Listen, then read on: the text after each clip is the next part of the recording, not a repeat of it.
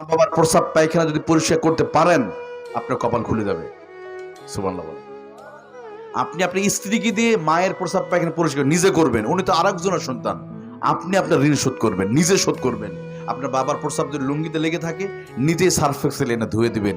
আল্লাহ আপনার কবুল করে নেবে। ভাই, এর কি যে ফজিলত, এটা আপনি কখনো বুঝতে পারবেন না। কখনো গালি দিবেন, ধমক দেওয়া যাবে না প্রস্রাব কেন করলে, কারণ একটা দিন আমরা ওনাদের পর্যায়ে চলে যাব। এই জন্য মা বাবাকে কখনো ধমক দিয়ে কথা বলা যাবে। আল্লাহ আমাদের বোঝার তৌফিক দান করুক। শীত উপলক্ষে মা বাবা যারা মুরব্বী যারা আছে তাদেরকে খাবার দেবো। আর আমার যে বিষয়টা বলছিলাম, আল্লাহ কাছাকাছি হতে গেলে 1 নম্বর আমরা কি করবো, নবী সাল্লাল্লাহু আলাইহি ওয়াসাল্লামের সুন্নত আদর্শ মানতে হবে। 2 নম্বর বিনয়ের সাথে চলবে, কখনো অহংকার করা যাবে না। অহংকার করলে কি পরিণতি, কয়েকটা বাস্তব উদাহরণ দিয়েছি আর একটা ঘটনা বলেছি। সেই সাথে আরেকটি হলো ঝগড়া করা যাবে না।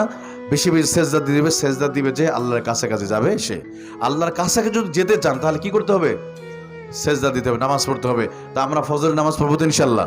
এর 2 হাত উঁচু করেন না একটু মেহেরবানি করে, লিল্লাহি তাকবীর। হাত উঁচু করেন, একটু হাত একটু নড়ান। আয় আল্লাহ, আর কোনদিন ইচ্ছাকৃতভাবে নামাজ আমি কাজা করব না। ইনশাআল্লাহ আমাদের কবুল করুন, আমিন।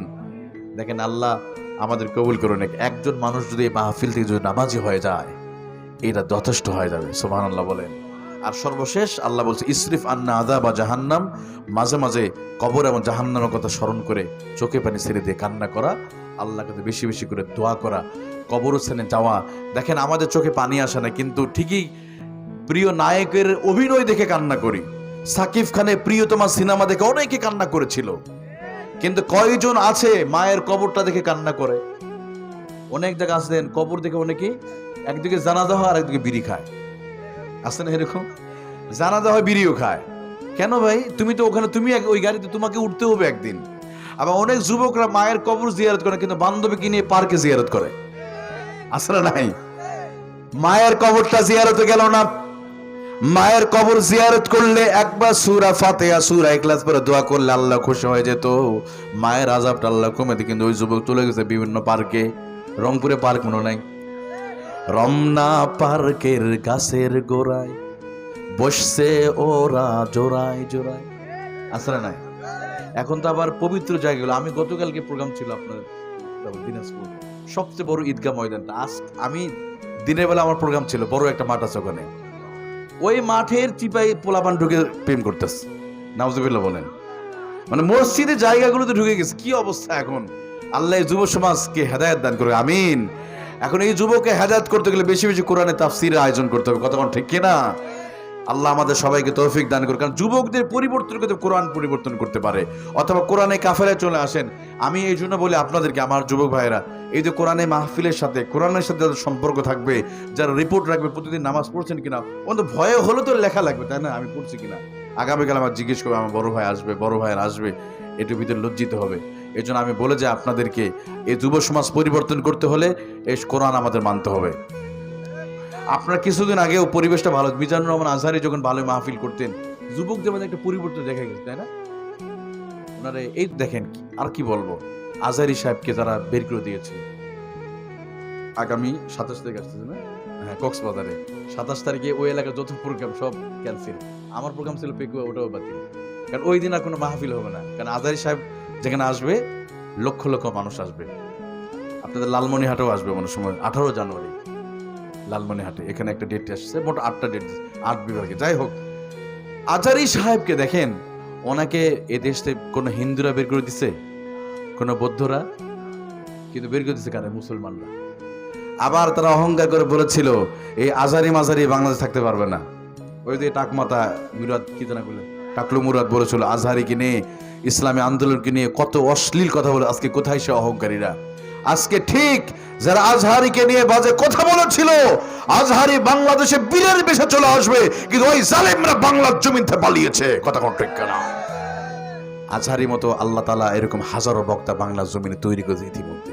মানে কোরআনে মাহফিলগুলো যেভাবে চলতে থাকে, এবছর আলহামদুলিল্লাহ যেভাবে মাহফিল হচ্ছে, এরকম ভাবে যদি মাহফিল হয়, ইনশাআল্লাহ খুব একটা সময় লাগবে না, মানুষ কোরআনে আন্দোলনটা বুঝে যাবে। আল্লাহ আমাদের সবাই তৌফিক দান করুক। আমি আপনাদের সুস্বাস্থ্য কামনা করে, দীর্ঘায়ু কামনা করে, এদের মাহফিল যারা আয়োজন করেছে, এই মাহফিল কমিটির সদস্যদেরকে আমি ধন্যবাদ জানাই। সাথে সাথে দারুল কুরআন হাফিজিয়া মাদ্রাসা ও লিল্লা বোর্ডিং উন্নয়ন কল্পে যারা এই সহযোগিতা করেছেন, দান করেছেন, এই মাহফিল মাদ্রাসার জন্য প্রতি বছর মাহফিল হয়, আল্লাহ তাআলা আপনাদের কবুল করে নেক। এই মাহফিলকে যেন আল্লাহ কিয়ামত পর্যন্ত আল্লাহ জারি রাখে। মাদ্রাসা যে ছাদের যে কাজ হবে, আমাদের সামিউল ইসলাম ফারুকি ভাই তিনি কালেকশন করে গেছে, আপনারা দান করেছেন। আমি খুব ভালো লেগেছে যে কালেকশন করার পরে যত জায়গায় যত বড় বক্তা হোক না কেন, যে কালেকশনের পরে মানুষ আর বসে না। আপনারা এখনো পুরো 1.5 ঘন্টা হয়ে গেছে পুরো, আমি দেখলাম আপনারা এখনো বসে আছেন, আলহামদুলিল্লাহ। তার মানে কি আপনারা মনে প্রাণে বিশ্বাস করেন এই মাদ্রাসাকে নিয়ে। তবে এই বিদায় দোয়া মুহূর্তে যদি কেউ থাকে আপনার স্লিপটা দিতে পারেন, আমরা এখন দোয়া করে দেবো। আমি মুসাফির হিসাবে আপনাদের কাছে দোয়া নিয়ে চেয়ে আমি বিদায় নিচ্ছি এবং এই মাদ্রাসার উন্নতি কামনা করছি এবং এই মাদ্রাসা যেন বাংলাদেশের অন্যতম একটা মাদ্রাসা, মডেল মাদ্রাসায় পরিণত হয়। সকলে বলে আমিন। রংপুর শহরের ভিতরে যতগুলো মাদ্রাসা আছে, আমি তো অনেক মাদ্রাসা আছে, অনেকগুলো বিল্ডিং ভাড়া নিয়ে মাদ্রাসা করতেছে, কিন্তু আপনারা নিজস্ব জায়গায় নিজস্ব ভবনে কোনো ভাড়া দিতে হয় না, এটা সবচেয়ে বেশি ভালো। নিজস্ব ভবনে আপনারা বিল্ডিং করেছেন, ইতিমধ্যে যোগ্য শিক্ষক পেয়েছেন, যোগ্য পরিচালক পেয়েছেন, আপনাদেরই সন্তান, এলাকারই সন্তান। সুতরাং এই মাদ্রাসা আমি অদূর ভবিষ্যৎ দেখতে পাচ্ছি এটা সাধারণ মাদ্রাসা অনেক বড় একটা মাদ্রাসায় পরিণত হবে ইনশাল্লাহ। আর যেই এলাকার ভিতরে মাদ্রাসা থাকবে ওই এলাকার জন্য রহমত হবে এই মাদ্রাসা, সুবহানাল্লাহ, ওই এলাকার জন্য রহমত। দেখেন এই মাদ্রাসায় যে ছোট ছোট বাচ্চারা পড়াশোনা করে, দেখেন ছোট বাচ্চারা, এই বাচ্চারা বড় হয়ে, আমি যখন গাজীপুরে জুম্মা পড়াতাম ঢাকাতে যাওয়ার আগে, তো গাজীপুরে একটা বৃদ্ধাশ্রম আছে, অর্থাৎ যেখানে বয়স্কদের রাখা হয়, মানে ওল্ড হাউস চিনেন আপনারা? বৃদ্ধাশ্রম। আমি চিন্তা করলাম, আচ্ছা বৃদ্ধাশ্রমে কারা যায় একটু দেখে আসি না। তো একজন গিয়ে দেখলাম যে এখানে কোনো হুজুরের মা আছে কিনা, আমার খুব এটা ইচ্ছা ছিল। আমরা যদি ওয়াজ করি এটা আমাদের একটু উদাহরণ দিতে হয়, কোনো হুজুরের মা, কোনো বক্তার মা, কোনো খতিবের মা, কোনো মাদ্রাসা প্রধানের মা, কোনো নাজিমা তালিমাতের মা, কোনো অধ্যক্ষের মা আছে কিনা। কিন্তু খোঁজ নিয়ে দেখলাম কোনো হুজুরদের মা বৃদ্ধাশ্রমে নাই। সুবহানাল্লাহ বলবেন না? কোনো মাদ্রাসার ছাত্র মা বৃদ্ধাশ্রম নাই, কোন মাদ্রাসার ছাত্রের বাবা কোন বৃদ্ধাশ্রমে নাই। আমি চ্যালেঞ্জ করে বললাম, কোন রিকশাওয়ালার মা বৃদ্ধাশ্রমে নাই, কোন ভ্যান চালকের মা বৃদ্ধাশ্রমে নাই।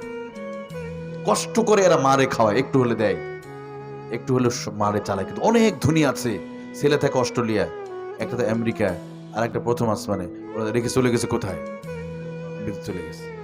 এই জন্য মা বাবার দায়ী, এর জন্য দায়ী ওই মায়েরাই। দেশে থাকতে এত জায়গা থাকতে কেন ওই অস্ট্রেলিয়া পাঠাতে, ওই তো শেষ। চিন্তা করে দেখলাম, পরে খুঁজলাম, আচ্ছা মাদ্রাসা হুজুরদের সন্তানরা তাদের মা বাবা কেন যায় না, এটা পরে গবেষণা করে দেখলাম যে মাদ্রাসা ছাত্র তাদের মা বাবাকে পাঠান এর কয়েকটা কারণ আছে। 1 নম্বর কারণ, এই যে মাদ্রাসা হুজুরদেরকে ছোটবেলায় একটা ভ্যাকসিন দেওয়া হয়, একটা ইনজেকশন ভ্যাকসিন, চিনেন আপনারা? করোনার সময় ভ্যাকসিন নিয়েছিলেন আপনারা? ওই পোলিও টিকা না দিলে পোলিও হবে, টিকা দেয় না, এরকম একটা ভ্যাকসিন আমাদের হুজুররা, এই যে হুজুররা ছাত্রদেরকে দেয়। পরে চিন্তা করলাম এই ভ্যাকসিনের নাম কি, পরে গবেষণা করে দেখলাম, হ্যাঁ এই ভ্যাকসিনটা হলো সূরাতুল বানী ইসরাঈল 23 নম্বর আয়াত। কত নম্বর আয়াত এটা আপনারা বের করবেন, কারণ এই যে ছোট ছোট বাচ্চারা দেখবেন 7 বছর মুক্তবে পড়ে, এখনো নাক দিয়ে টিপলে দুধ পড়বে। ছোট বাচ্চাদের বলা হয়, বাবা তোমার মা মুরগির ডিম বিক্রি করে তোমার জন্য টাকা পাঠায়, তোমার বাবা সারাদিন এই রংপুরে অটো চালায়, এক মাথাতে আর এক মাথাতে ছুটে চলে, রিক্সা চালায়, কষ্টের টাকা দিয়েছে, অতএব তুমি তোমার মা বাবার জন্য হাত তুলে দোয়া করো আর বলবে রব্বির হামহুমা। এই ভ্যাকসিনটা দেওয়ার কারণে আমাদের হুজুররা ছোটবেলায় ওই 7 বছরের বাচ্চাদের কুলিদার ভিতর ঢুকায় দিল, বাবা তোমার দায়িত্ব হলো যেই মা নিজে না খেয়ে মুরগির ডিম আর হাঁসের ডিম বিক্রি করে টাকা দিয়ে বাচ্চাকে মাদ্রাসায় পাঠায় দেয়, আর বলে বাবা তুই মাদ্রাসায় পড়বি, সারাদিন বাবা রিক্সা চালাবে, ভ্যান চালা, টাকা এনে সন্তানরে দেয়। এই জন্য হুজুররা বলে অতএব তোমার দায়িত্ব হলো ওই মার বাবার জন্য তুমি দোয়া করবে, আর তুমি বলবে রব্বির হামহুমা কামা রব্বায়ানি সগীরা।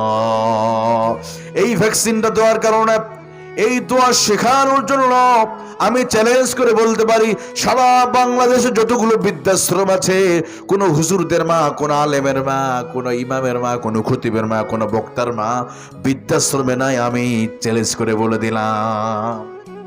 কারণ আমাদের এটা শেখানো হয়েছে। এই জন্য আপনাদের সন্তানের মাদ্রাসাতে একটা সন্তান হলো, আপনি দান করতে পারছেন না, মাদ্রাসা একটা ছেলে দেন না, এই ছেলে আপনার মৃত্যুর উপর আপনার জন্য দাঁড়িয়ে দাঁড়িয়ে দোয়া করবে। সুবহানাল্লাহ। কিন্তু এমন সন্তান জন্ম দিলেন, অনেক ছেলে মেয়ে আছে যে 5 বছর হলো মায়ের কবরটা জিয়ারত করতে যায় না। ওই যে আগে বললাম, পার্কে জিয়ারত করতে যায়, মায়ের কবর জিয়ারত করে না।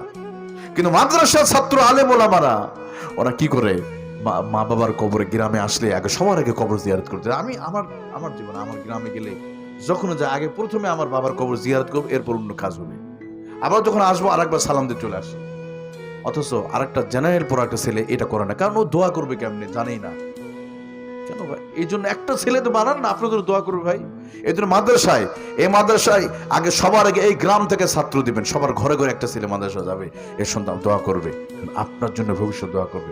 অথবা টাকা দিয়ে, শ্রম দিয়ে, অর্থ দিয়ে, যতটুকু পারেন আপনি সাপোর্ট দিবেন, সহযোগিতা করবেন। দেখবেন একদিন মাদ্রাসা থাকবে, আপনি থাকবেন না।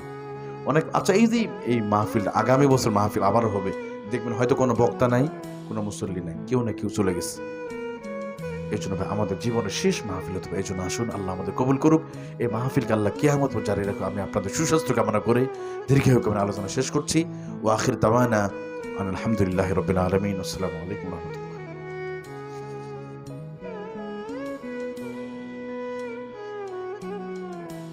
আমরা এখন দোয়া করব ইনশাআল্লাহ।